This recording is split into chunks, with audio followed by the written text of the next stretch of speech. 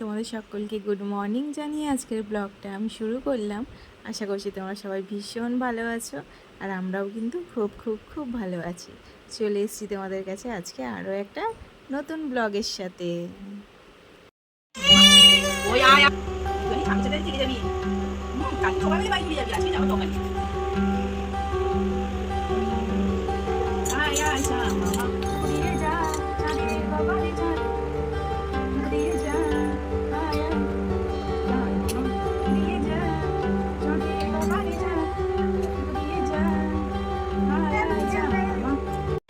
তোমরা দেখতেই পেলে তুয়াকে বসলাম খাওয়াতে, আর ওকে খাওয়াতে কিন্তু ভীষণ ঝগমারি হয়।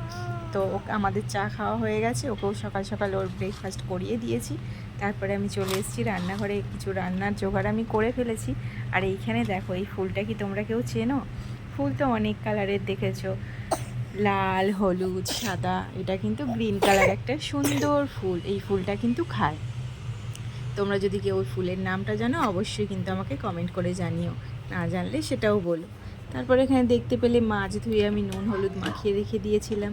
আর নুন হলুদটা মাখিয়ে রাখলে না, মাছটা ভাজার পরে নুনটা থেকে খেতে কিন্তু ভীষণ ভালো লাগে। মানে আর কি, নুনটা ভাবটা থাকে, কোনো মানে টেস্ট লাগবে না, এরকম কোনো ব্যাপার হয় না, বেশ ভালো লাগে।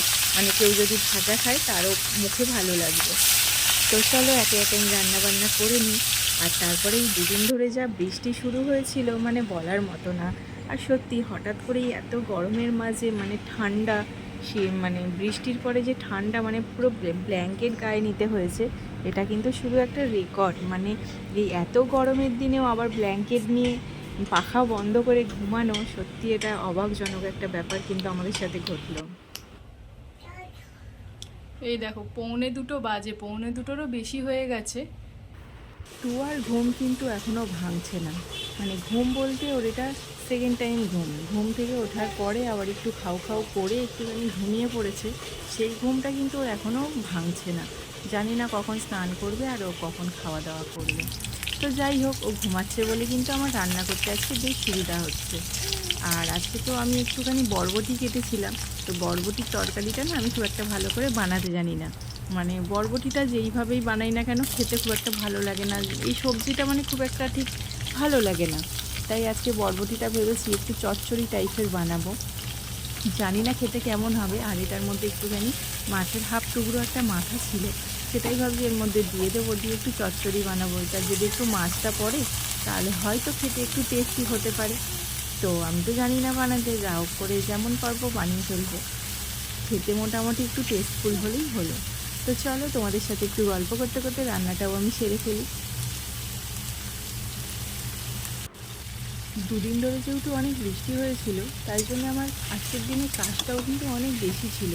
কারণ রোজ অল্প অল্প করে কাচাকুচি থাকে, আর আজকে দুদিনের কাচাকুচি আবার আজকের কাচাকুচি সমস্তটা, মানে আজকে একদিনে অনেকটা বেশি কাজ পড়ে গেছে। তাই সকাল সকাল উঠে আগে আমি কাচাকুচিটা করে সব ছাদে দিয়ে দিই। ঘুম থেকে সবে উঠলো, এবারে স্নান করবে কখন, খাবে কখন, জানি না কখন কি করবে।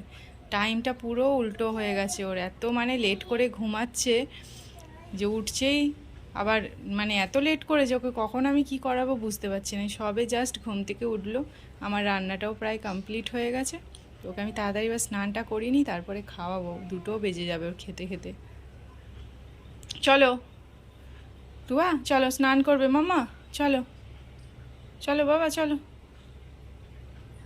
কি গো টুয়া, ও টুয়া, এসো বাবা, চলো স্নান করতে হবে তো, বলো। পড়ে যাবে মা, পড়ে যাবে, পড়ে যাবে, পড়ে যাবে। টুয়া আস্তে আস্তে চোখের সামনে কিন্তু বড় হয়ে উঠছে, আর ওর সঙ্গে সঙ্গে কিন্তু ওর দুষ্টু বুদ্ধিগুলোও বড় হয়ে উঠছে। দুষ্টু বুদ্ধি ঠিক না, কারণ এখন তো অনেকটাই ছোট, মানে দুষ্টুমিগুলো ওর সাথে সাথে অনেকটা বেড়ে উঠছে। এখন আগের থেকে অনেক বেশি দুষ্টু করে। আর কিন্তু এখন মানে দাঁড়াতে শিখেছে, যেটা পারছে ধরে দাঁড়াচ্ছে, দিয়ে দমদাম পড়ে যাচ্ছে। ওটাই ভীষণ ভয় লাগে। সব সময় একা হাতে সব কিছুটা সামলে উঠে ওকে দেখা, এটা আমার জন্য একটা প্রচুর কঠিন একটা ব্যাপার হয়ে দাঁড়াচ্ছে। জানি না কতদূর মানে সব কিছুটা সামলে উঠতে পারবো। চেষ্টা তো প্রচুর করি, রোজই নতুন নতুন করেও এক একটা মানে অ্যাক্টিভিটি শিখছে। আর সেটা আমার জন্য তো ভীষণই ভালো, মানে অবশ্যই ভালো, কিন্তু সেটা নিয়ে একটু চিন্তা আর ভয়েরও কারণ হয়ে উঠে দাঁড়াচ্ছে। এরপরেও হাঁটতে শিখবে, আর হাঁটা মানে নতুন হাঁটবে মানে কত পড়বে, এইগুলোই আর কি একটু টুকটাক ভয়, এইগুলো নিয়ে আর একটা ভালো লাগাও কাজ করে। তো চলো, তোমাদের সাথে গল্প করতে করতে তোর তো স্নান আমি সব করিয়েই নিয়েছিলাম, আমার রান্নাও প্রায় শেষের দিকেই। এবারে এই ফুলটা একটু ভেজে নিলেই কিন্তু আমার রান্না, দুপুরের রান্না আপাতত শেষ হয়ে যাবে। আর এই ফুলটা না মানে ভেজেই নানান রকমভাবে খাওয়া যায়। আজকে আমি এই ফুলটা ভাজবো, কিন্তু সকালবেলা আজকে আমি টিফিনে বানিয়েছিলাম একটু আলু ভাজা আর তার সঙ্গে রুটি। তো সেই আলু ভাজাটা একটু রয়ে গেছিলো, আর এই ফুলটা ভেজে আমি ওই আলু ভাজাটা একসঙ্গেই মিশিয়ে নেব, আর আলাদা করে এই ফুলটা আর কিছু করব না। আর ওয়েদারটার জন্য মানে থেকেই কাশি এসে যাচ্ছে, তো ভয়েসটা দিতে না ভীষণ অসুবিধা হচ্ছে। তো তোমরা এইভাবে একটু মানিয়ে গুছিয়ে নিও। আর এই যে দেখো, ফুলটা এখানে আমার অনেকটাই কিন্তু ভাজা হয়ে গেছে। আর এই যে সকালে বললাম আলু ভাজা ছিল, তাই আলাদা করে আর আমি কোনো আলু ঠালু ভাজা করিনি।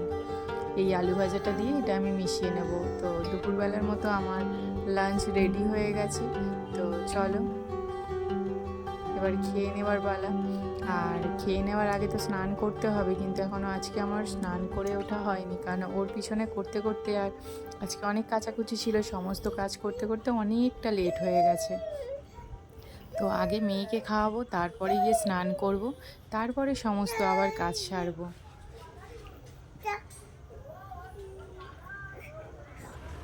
কি করছো? আসবে এখানে? ঠান্ডা জল কি খাবে এখন? যদি ঠান্ডা জল মেশাবো, কারণ দইটা কিন্তু পুরো ঠান্ডা। আমার মনে হয় এখন ঠান্ডা জল খাওয়াটা ঠিক হবে না।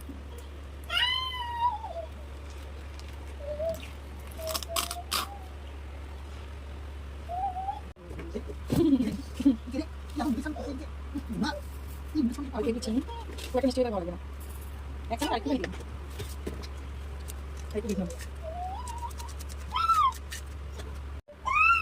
একটু জল, গরম জল দিলাম, কারণ বরফ দিয়ে দেবো।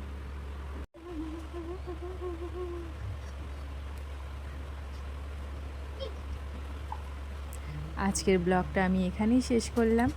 তোমাদের যদি ভালো লেগে থাকে অবশ্যই একটা লাইক করো, আমার চ্যানেলে একটা সাবস্ক্রাইব করে আমার সঙ্গে থেকো। ফিরে আসবো আবার কোনো নতুন ভিডিওর সাথে। আজকের মতো এখানেই শেষ করলাম, টাটা।